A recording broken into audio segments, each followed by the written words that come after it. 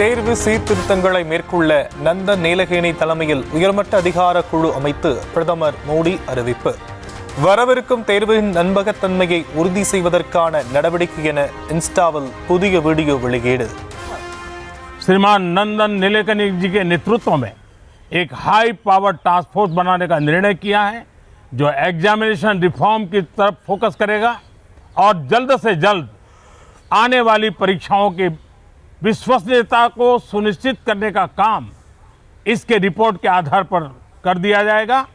बहुत बहुत धन्यवाद. இந்தியாவின் எல்லையோர கிராமங்களின் வளர்ச்சிக்காக செயல்படும் இளைஞர்களுடன் பிரதமர் மோடி வீடியோ கான்ஃபரன்ஸ் வாயிலாக கலந்துரையாடல். பணி அனுபவங்களை பிரதமரிடம் பகிர்ந்து கொண்ட இளம் தலைமுறையினர். इसलिए युवा शक्ति जब देश की चुनौतियों और समाधानों से सीधी जुड़ेगी तो भविष्य निश्चित ही उज्जवल होगा. மத்திய கல்வித்துறை அமைச்சராக பொறுப்பேற்றுக் கொண்டார் பிரகலாத் ஜோஷி. பொறுப்பேற்ற கையோடு அதிகாரிகளுடன் ஆய்வுக் கூட்டம்.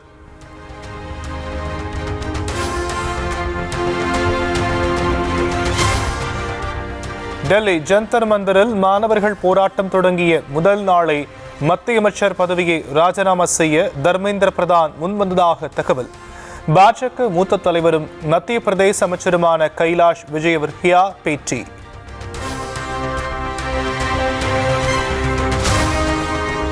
1999 ஆண்டு கார்கில் வழியே ஊடுருவ முயன்ற பாகிஸ்தான் படைகளை விரட்டியடித்ததன் போர் நினைவு நாள்.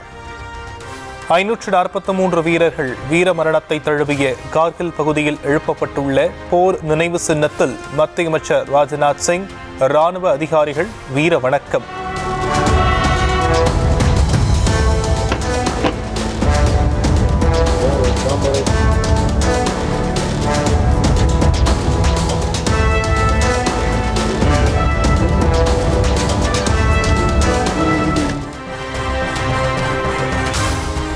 நாடு முழுவதும் 27வது கார்கில் வெற்றி நாள் கடைபிடிப்பு. இந்திய வீரர்களின் தியாகத்தை நினைவு கூர்ந்து வணக்கம்.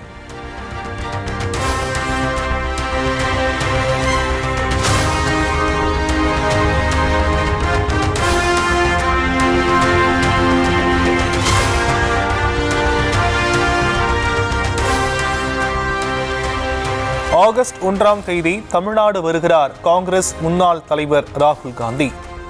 காங்கிரஸ் மாவட்ட தலைவர்களுக்கான பயிற்சி முகாமில் பங்கேற்பார் என KC வேணுகோபால் அறிவிப்பு. Here to attend our training camp, Sankaran Sirjan Abhiyan. You know, in entire country, Congress is getting energized through the Sankaran Sirjan Abhiyan. DCC presidents are going to be trained. I am going to attend that training. Our leader Rahul Gandhi is coming to attend that training on 1st of August.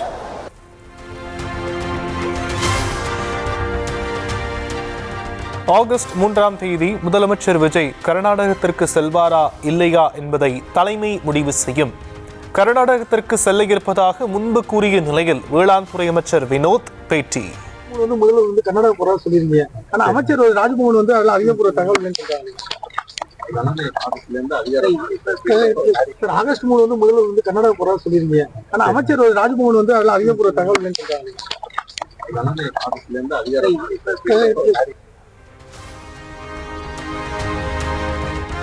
Mekedatu பிரச்சனையை பேசி தீர்ப்பதா என்பது குறித்து முதலமைச்சர் ஆலோசித்து வருவதாக தகவல். நேரடியாக பேசுறது, இன்னொன்று லீகல், ரெண்டையுமே என்னென்ன எது நல்ல வழியோ எது தமிழக ராகவன் ரெண்டையுமே எப்படின்னு சொல்லிட்டு அனைத்தையும் முதல்வர் ஆய்வு செய்து ஒரு முடிவெடுப்பார்.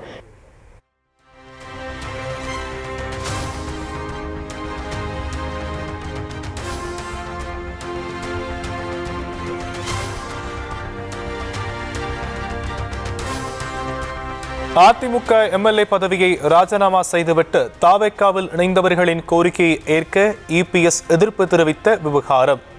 ராஜினாமா செய்த இசக்கி சுப்பையா, மரகதம் குமரவேல், சத்யபாமா, ஜெயக்குமார் ஆகியோர் வரும் 30ஆம் தேதி விசாரணைக்கு வருமாறு சபாநாயகர் பிரபாகர் அழைப்பு.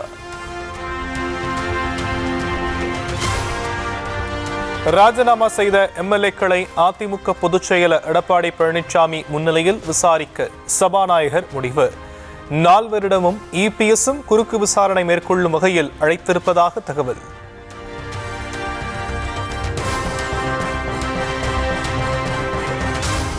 மதுரை, கோவை மாநகரங்களுக்கு மெட்ரோ ரயில் சேவையை கொண்டு வருமாறு தமிழ்நாடு விடுத்த கோரிக்கையை இரண்டாவது முறையாக நிராகரிப்பு.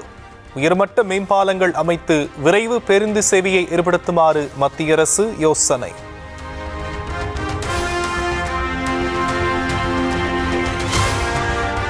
கோவை, மதுரைக்கு மெட்ரோ ரயில் திட்டத்தை கொண்டு வந்து செயல்படுத்துவோம் என அமைச்சர் சம்பத்குமார் உறுதி. தாவே காட்சியில் புதிய திட்ட அறிக்கை உருவாக்கப்பட்டு மத்திய அரசுக்கு அனுப்பி வைக்கப்படும் என பேட்டி. கோவைக்கு மெட்ரோ ரயில் திட்டம் வர வேண்டியது அவசியம் என்பதை கருத்தில் கொண்டு நிச்சயமாக கொண்டு வரக்கூடிய அனைத்து முயற்சிகள் நாங்கள் எடுப்போம். முதலமைச்சர் அவர்களுடைய நோக்கமும் அதுதான், எங்களுடைய செயல் திட்டமும் அதுவாக தான் இருக்குன்னு சொல்லிக்கிறேன். நிச்சயமாக கோவை மாவட்டத்துக்கு மெட்ரோ ரயில் திட்டம் கொண்டு வரக்கும் அனைத்து முயற்சியும் செய்வோம். அதுக்குள்ள முறையான செயல் திட்டங்களை வகுத்து மத்திய அரசு வழங்கி நாங்கள் செயல்படுத்தணும்னு தெரிவிச்சுக்கிறோம்.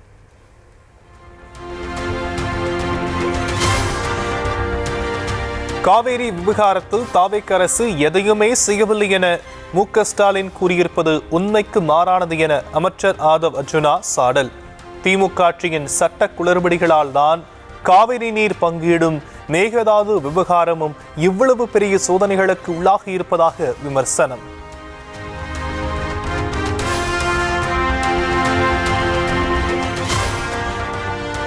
தாவேக எம்எல்ஏவிடம் குதிரை பேரம் நடத்தியது தொடர்பான வழக்கில் இரண்டாவது நாளாக முன்னாள் அமைச்சர் செந்தில் பாலாஜி ஆஜர். திருவல்லிக்கேணி காவல் நிலையத்தில் அவருடைய சகோதரர் அசோக் குமாரும் ஆஜராகி கையெழுத்து.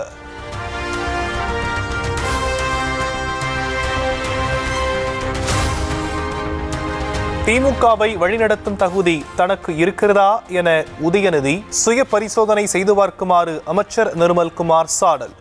கனிமொழியா உதயநிதியா என கட்சிக்காரர்களிடமே வாக்கெடுப்பு நடத்தி பார்க்க தயாரா எனவும் கேள்வி. பண்ணிக்கணும். அவங்க கட்சியில் இருக்கிற நிர்வாகிகள்லாம் கூப்பிட்டு, அதாவது திமுகவை வழி நடத்த உதயநிதிக்கு அந்த தகுதி இருக்கான்னு சொல்லிட்டு ஒரு ஒரு ஒரு வாக்கெடுப்பு வைக்க சொல்லுங்க. வாக்கெடுப்பு வச்சாவது சுய பரிசோதனை, அவர் யாரு, அவர் என்னன்னு தெரிஞ்சுக்கிறோம். இன்னும் ஒரு படி மேலே போனோம்னா அவரையும் திருமதி கனிமொழி அவர்களையும் சகோதரி கனிமொழி அவர்களையும் ரெண்டு பேரை வச்சு திமுகவை அண்ணா ஆரம்பித்த திமுகவை வழி நடத்துவதற்கு ரெண்டு பேரில் யாருக்கு அதிக தகுதி இருக்குன்னு ஒரு வாக்கெடுப்பு வைக்க சொல்லுங்க.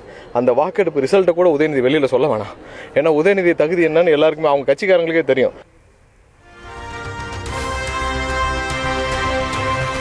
சென்னையில் நடைபெற்ற நீட் எதிர்ப்பு போராட்டத்திற்குள் புகுந்து திமுக குழப்பத்தை ஏற்படுத்தியதாக அமைச்சர் நிர்மல்குமார் குற்றச்சாட்டு. பணம் கொடுத்து ஆட்களை அழைத்துச் சென்று போராட்டத்தை கைகொள்ள பார்த்ததாகவும் புகார். இவர் இந்த ஜென்ஜி டிஎம்கே 200-300 கொடுத்து ரெடி பண்ணிச்சினால அவர்களை வச்சு ஒரு சில குழப்பங்களை விளைவிக்க முயற்சி செய்தார்கள். இந்த கோமாளித்தனத்தெல்லாம் உதயநிதி விட்டுட்டு முதல்ல நம்ம சொன்ன மாதிரி சுய பரிசோதனை செய்யுங்க.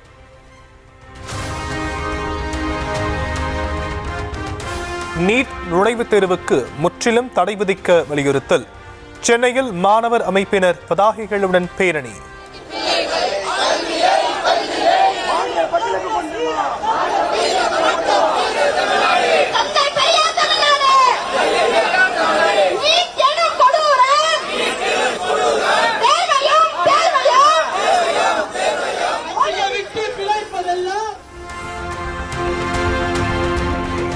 நீட் தேர்வை முழுமையாக ரத்து செய்ய வலியுறுத்தி ஆளுநர் மாளிகையை முற்றுகையிட முயன்ற மாணவர்கள் வலுக்கட்டாயமாக கைது.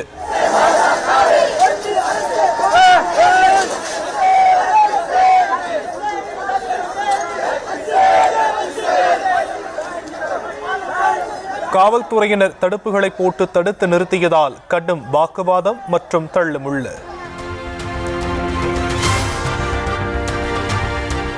மனோன்மணியம் சுந்தரனார் பல்கலைக்கழக பட்டமளிப்பு விழாவில் தமிழ் தாய் வாழ்த்துக்கு 3ஆம் இடமா? ஆளுநருக்கு பின்னால் இருந்து கொண்டு தமிழர்களை அமித்ஷா சீனி பார்க்க கூடாது என தமிழ்நாடு காங்கிரஸ் தலைவர் மாணிக்கம் தாக்கூ சீற்றம்.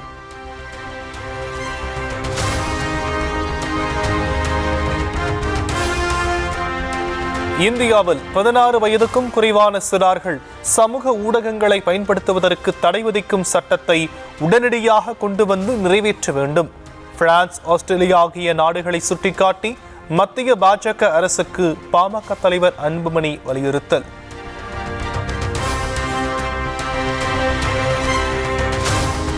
இயற்கையின் கொடையான பள்ளிக்கரணை சதுப்பு நிலத்தை அழிக்கலாமா என வீடியோ வெளியிட்டு பாமக தலைவர் அன்புமணி கேள்வி. 1 லட்சம் கோடி செலவழித்தாலும் உருவாக்க முடியாத இயற்கையின் வரம் பள்ளிக்கரணை சதுப்பு நிலம் என விளக்கம். இந்த மார்ஷ்லேண்ட் சதுப்பு நிலம் எவ்வளோ தண்ணி வந்தாலும் எவ்வளோ வெள்ளம் வந்தாலும் அது வடிக்கிற இடம். 100 years பேக் வரைக்கும் இந்த பள்ளிக்கரணை சதுப்பு நிலம் கிட்டத்தட்ட ஒரு 15,000 ஏக்கர் பரப்பளவு. இன்னைக்கு வெறும் 2,500 2,700 ஏக்கர் தான் இருக்கு. இந்த 2,500 ஏக்கரையும் அழிக்க பார்த்துட்டு இருக்கிறாங்க. மிகப்பெரிய ஒரு சூழ்ச்சி நடக்குது இது கெடுக்கிறதுக்கு.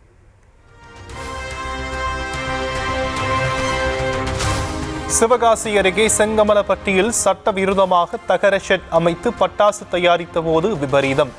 திடீரென பட்டாசுகள் வெடித்து சிதறியதில் ஆலை உரிமையாளர் உட்பட 4 பேர் உடல் சிதறி உயிரிழப்பு.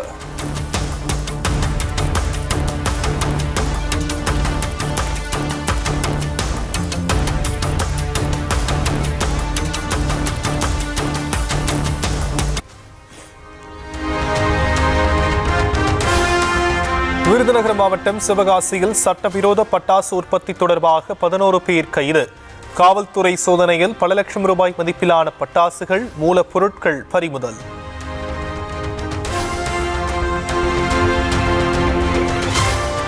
தருமபுரி மண்டல நாதக ஒருங்கிணைப்பாளர் அரிமா செந்தில்நாதனை நீக்குமாறு மாவட்ட நாதகவினர் போர்க்கூடி. அப்படியே வேறு கட்சியில் போய் சேர்ந்துவிட வேண்டியதுதானே என தம்மையும் விலக சொல்வீர்களா என சீமான் பேசுவது போன்ற ஆடியோ வெளியாகி பரபரப்பு. வரக்கூடாதுன்னா அப்போ நானும் வரக்கூடாதுல்ல, அதுக்கு ஒரு போர்க்கொடி தூக்குவீல்ல. வேணாம்னா நீங்கள் வெளியேறி போக வேண்டியதானங்க. நீங்கள் சொல்கிறத செய்கிறதுக்கு எந்த கட்சி இருக்கோ அந்த கட்சியில் போய் சேர்ந்துக்கிறங்க. உங்கள் போர்க்கொடியெல்லாம் எங்கிட்ட கிழிச்சு துற போடுங்க. இன்னைக்கு அரிமா நான் வரக்கூடாது, அப்புறம் நான் வரக்கூடாது, அப்படி தானே சொல்லுவேன். அப்படி தானே வருவீங்க கடைசி முடிவு. என்ன உங்கள் பிரச்சனை?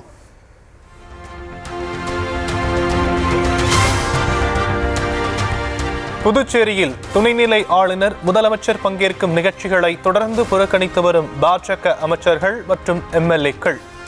ஆட்சி பொறுப்பேற்று 80 நாட்களுக்கு மேலாகியும் அமைச்சர்களுக்கு இலாக்கா ஒதுக்கீடு செய்யப்படாததால் அதிருப்தி. கடலூர் மாவட்டம் சிதம்பரம் அருகே காதலிக்க மறுத்த பள்ளி மாணவியை கத்தியால் கழுத்தை அறுத்த கொடூர இளைஞர். அலறல் சத்தம் கேட்டதும் தப்பி ஓடியவரை வலைவீசி தேடும் போலீசார்.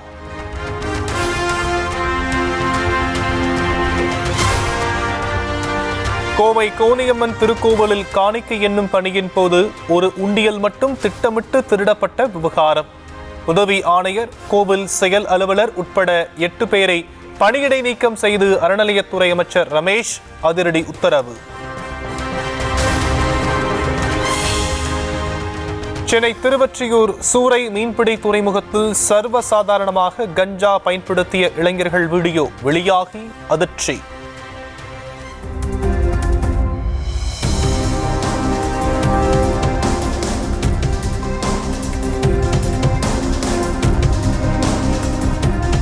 கஞ்சா புழக்கத்தை கட்டுப்படுத்த போலீசார் கண்காணிப்பை தீவிரப்படுத்த வேண்டும் என கோரிக்கை. சென்னை தாம்பரம் அடுத்த படப்பையில் ஆயுதங்களுடன் பொதுமக்களை மிரட்டிய சிறார் உட்பட 4 பேர் கைது. 4 பட்டாக்கத்திகள், 3 கிலோ கஞ்சா பறிமுதல்.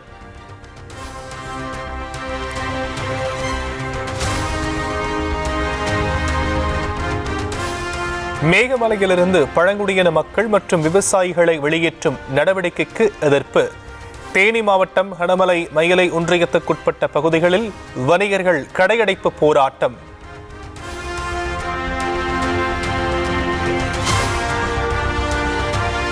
பல தலைமுறைகளாக மேகமலையில் வசித்து வரும் மலைவாழ் மக்களை வெளியேற்றுவதற்கு எதிராக வலுக்கும் போராட்டம். முன்னெச்சரிக்கை நடவடிக்கையாக மேகமலை, வருசநாடு, கண்டமனூர் வனசரக அலுவலகங்களுக்கு போலீஸ் பாதுகாப்பு.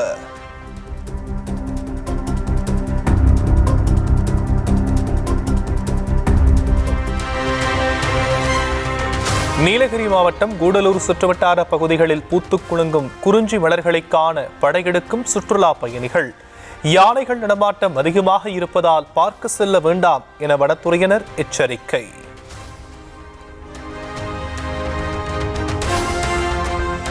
நீட் தேர்வு குளறுபடிகளுக்கு எதிரான மாணவர் போராட்டத்தின் வெற்றியை கொண்டாடும் வகையில் மும்பையில் பேரணி. உத்தவ் தாக்கரே மற்றும் ராஜ் தாக்கரே தலைமையில் மூவர்ண கொடியுடன் அணிவகுத்து ஆயிரக்கணக்கானோர் வெற்றி முழக்கம். கர்நாடகாவில் 2028 நடைபெறவுள்ள சட்டமன்ற தேர்தலில் போட்டியிடப் போவதில்லை என முன்னாள் முதலமைச்சர் சித்தராமையா அறிவிப்பு. இன்றைய அரசியல் களம் சீர்கெட்டு விட்டதாக கூறி முடிவு.